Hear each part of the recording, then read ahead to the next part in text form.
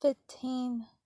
By the time I left for home, I had the wonderful feeling you get from being completely exhausted but exhilarated after a good day at work. That feeling where you're ready to turn in, but not so eager that all you do is to look at the clock. It has been a truly full day. Evan was now a friend. Even he probably wouldn't define me as one. Not yet. And Joey had invited me to a fancy party.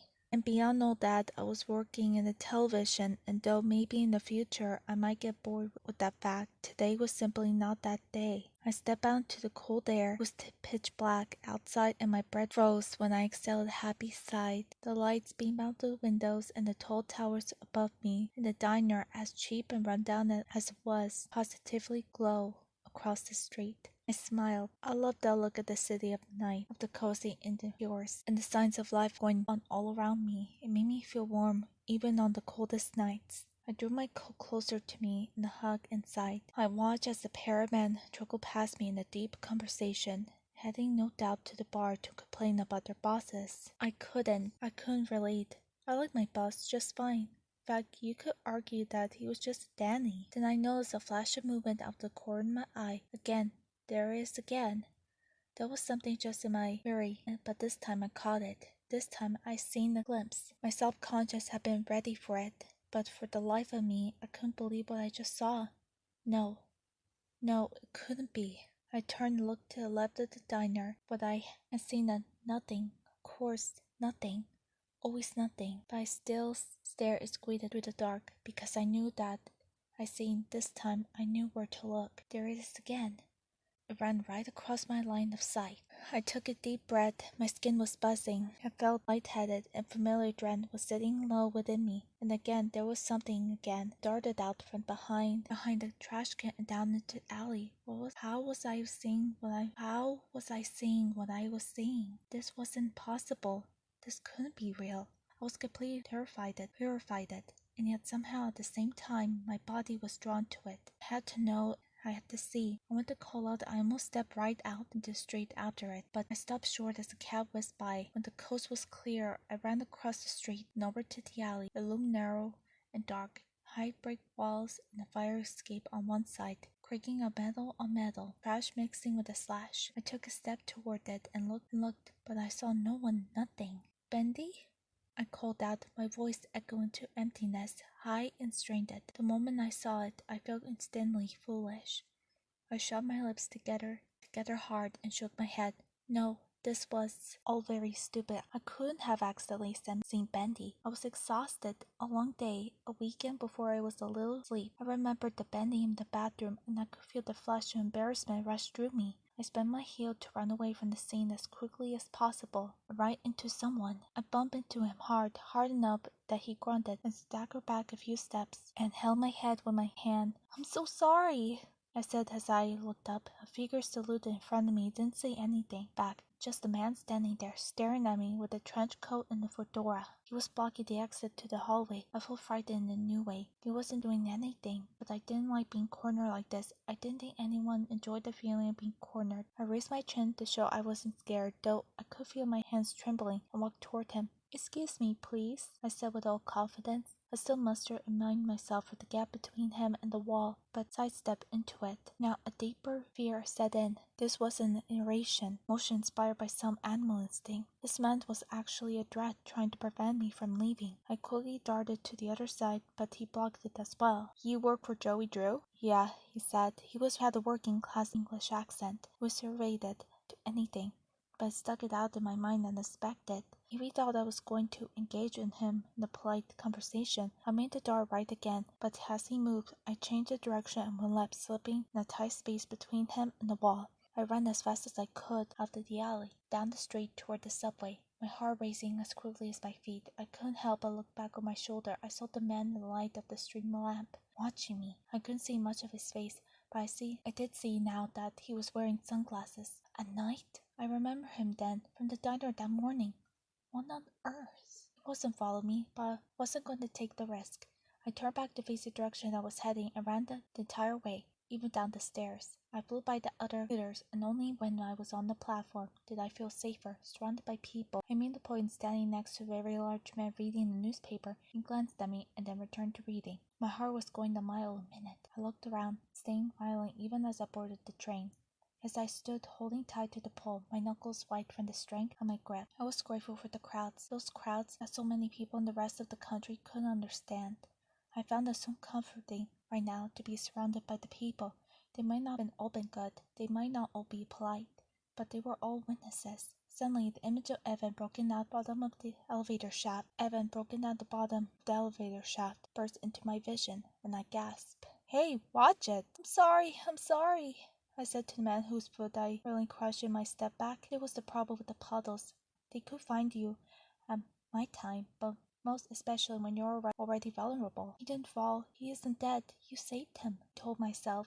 I tried to remember the elderly feeling of being a hero, of saving the day, but it was buried deep inside now. I just wanted to get home. When I finally made it inside our small house, I was completely drained. Staying violently was hard work, and my body felt ached and sore. I pulled out my coat, hanging in the front closet. I've been holding my body so tight I haven't even noticed. Every one of my muscles was clenched. I took a deep breath and let out slowly and focused on letting go of the tension in my body, of the images in my mind, fear in my gut. Whoever that man has been hadn't chased me. Maybe he just wanted to talk and I overreacted. But who follows a young woman down the alley? Wore sunglasses inside and at nighttime. No one decent, certainly. I made my way back to the kitchen where happy sounds of the dinner preparations were floating toward me down the hall. Somehow they have unfinished things, almost as they were an echo of a memory, and not a present, a real thing. I entered. There was Ollie at the table doing homework, and mother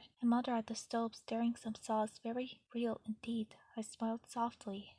"Oh, you're home. I didn't hear you come in," she said as I approached her. She leaned her cheek toward me as I kissed it. "I can be so sneaky," I replied. "That's what I tell everyone. Have you met my sneaky daughter, Rose?" She raised a hand and gave the sauce a taste. "We need something more," she said. "Rose!" Ollie bounded toward me and I gave him a big hug. "What a greeting! That's the real brotherly affection," I said, holding him against me. "Or maybe someone doesn't want to do his homework." "It was so boring." "So boring," he said, pulling back with a grin. "It's not," I replied. I didn't have a usual pep talk within me to say more. I sat down at the table as mother made her way to the fridge, opening it and thinking as she stared into it. "Garlic?" I asked it. Ollie meanwhile has moved over to the stove. I could see out of the corner of my eye. Sometimes he helped mother cook. He wasn't bad at it even. He gave the pot a smell. "Smells good to me." Mother turned and waved back with a spoon. "You, keep your nose out of that." We all laughed and Molly moved back along the stove to the other side. "I had no idea I'm going to chop some green beans."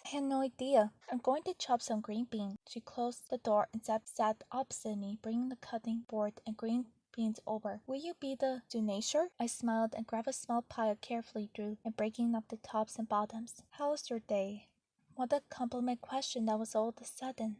How have I been my day? I didn't want mother ever to worry about me, but I also didn't like hide things from her. "It was good. Evan's so nice to me, and Joey invited me to a party."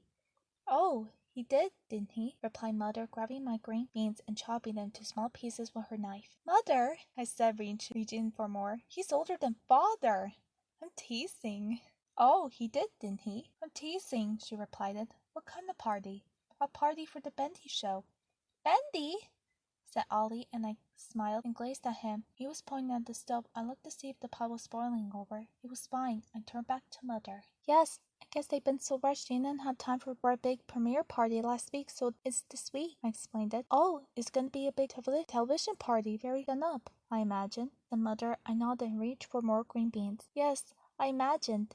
I was thinking now about the man in the trench coat again for some reason. He wouldn't leave my mind. "I can see you're worried," she said. I started looking at me and I quickly shook my head. "No, I'm not worried about anything." "Of course you are. I would have been at your age, a big fancy party, nothing to wear, but you can wear my black tea dress." Oh well, I hadn't actually thought of being concerned about clothes yet. But she was right. Now that I thought about it, with all those rich TV types, fashion would be an important consideration.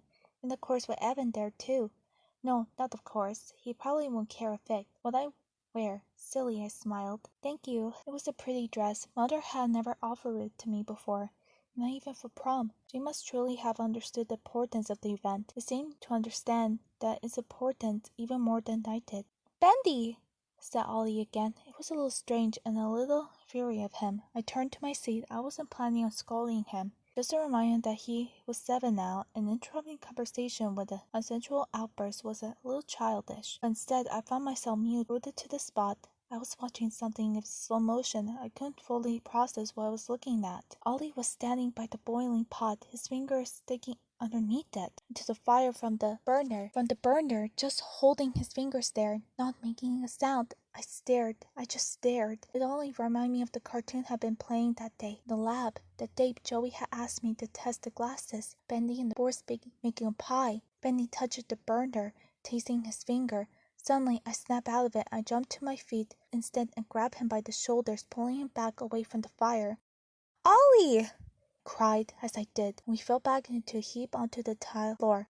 "Oh my goodness!" said Mother, breathlessly rushing over. Only then did Ollie cry out. He screamed in agony and held his hand with the other. He stared at it, and I stared too. Red and white blisters were already bubbling up. His skin was peeling on all 4 of his fingers. It was horrific. "What on earth will you do that?" It came out louder then, and I meant it. It made Ollie cry even harder. No, it's okay. I'm sorry, Ollie. It's okay. Everything will be okay." Mother bent down immediately and looked closely. Even as my stomach turned, I wanted to cry too, but I held on to Ollie from behind, hugging him as I wept. "I need to take him to the hospital," she said. She had turned into pragmatic problem-solving mother, the one who had always been ready for anything in case father slipped into the puddles again. "Rose, you finish up dinner and make sure your father eats something." "I can take him," I said. I couldn't think to let go of him. I didn't want to. "No, please.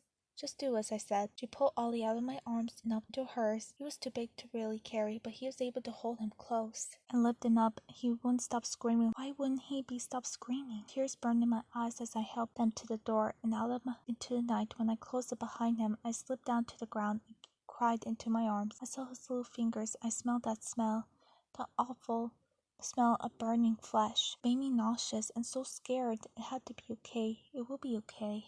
I took in a deep breath and looked up. The kitchen was waiting for me at the far end of the house, and I knew I had the duty now. Duty was the one facing Grace.